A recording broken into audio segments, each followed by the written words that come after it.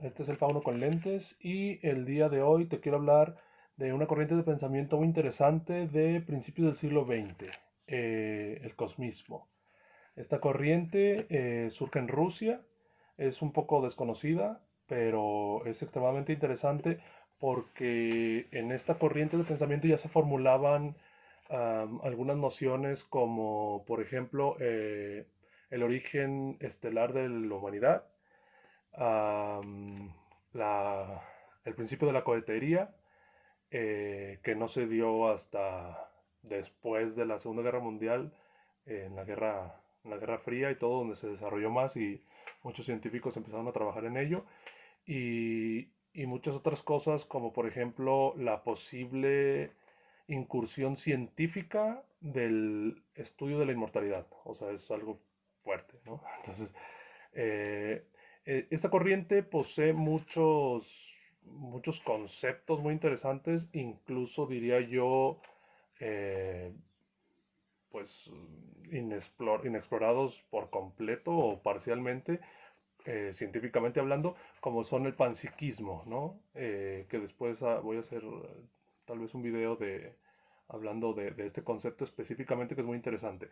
Pero en esta visión, eh, por supuesto, en la Rusia de esa época, después de la revolución y con toda la instauración de pues, el socialismo y demás, se viene dando un escepticismo a las ciencias ocultas, ¿no? De hecho, muchos autores del cosmismo se consideran materialistas, y muchos son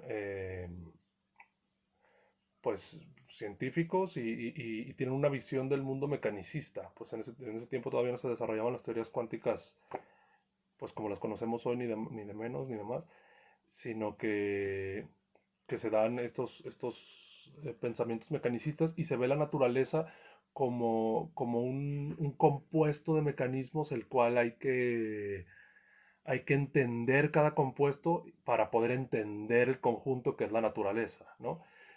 Todas estas ideas vienen resumidas, o muy bien explicadas en este libro.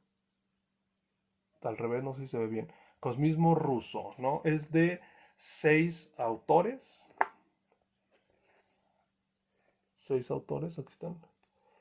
Y dice, compediado por Groys.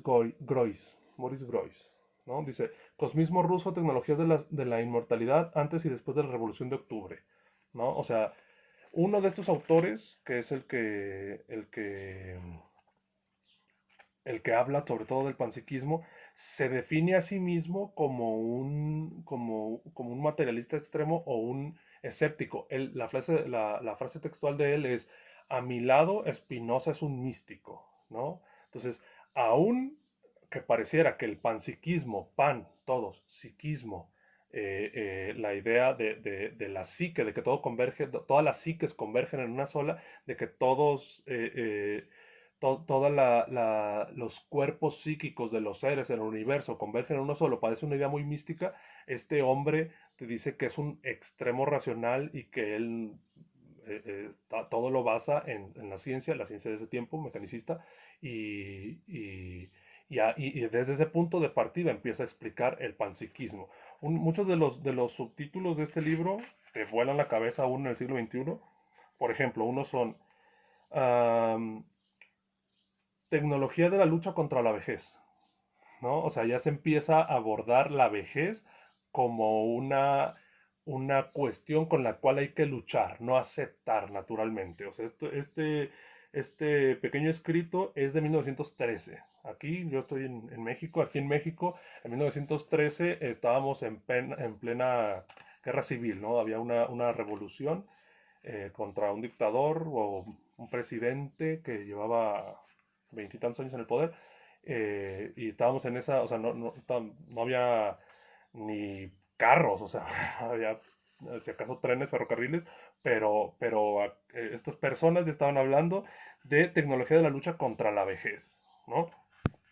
La poética biocosmista, la doctrina de los padres, ¿verdad? Una matemática universal productiva, panpsiquismo o Todo siente, es el mismo subtítulo de 1925, y el futuro de la Tierra y la humanidad, ¿no?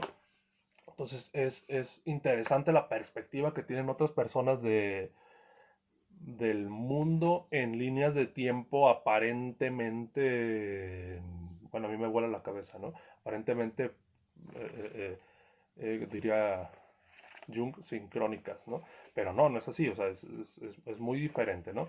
Este es mi primer video del canal, lo acabo de abrir, y en otro video voy a tratar de explicar claramente, además de continuar con el cosmismo y muchísimos otros temas que espero hacer pronto.